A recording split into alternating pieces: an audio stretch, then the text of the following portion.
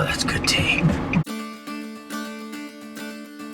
My brother had worked in pest control, and so I kind of saw from his point of view what the environment of it was like, the independence. Independence is like the big thing about working to go for it that I like so much. And it's not because I don't like working as a team. I don't have to be surrounded by people. And that's what happened at my last job. It was just, I mean, you're forced into like a cage, crammed with other people. It's not like you got managers that are riding with you all day, every day. You have to be able to you're managing yourself essentially.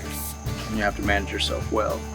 I really wanted to kind of get out and about, which was exactly what I was hoping it would be. I mean, because when I started to go forth, you know, I was able to kind of go into all kinds of different places, kind of get you way out in the middle of nowhere.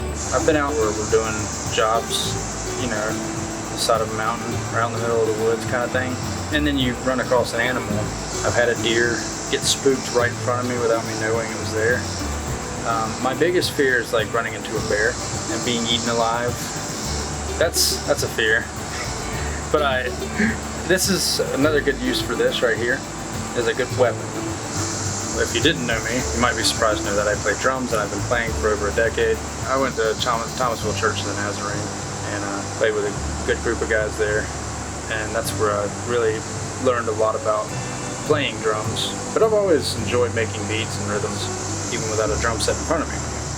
When I was a kid, it was certainly a different way to look at things. You'd kind of consider pest control to be nasty, disgusting. It's nothing like that, you know. It's not a dirty, grimy job.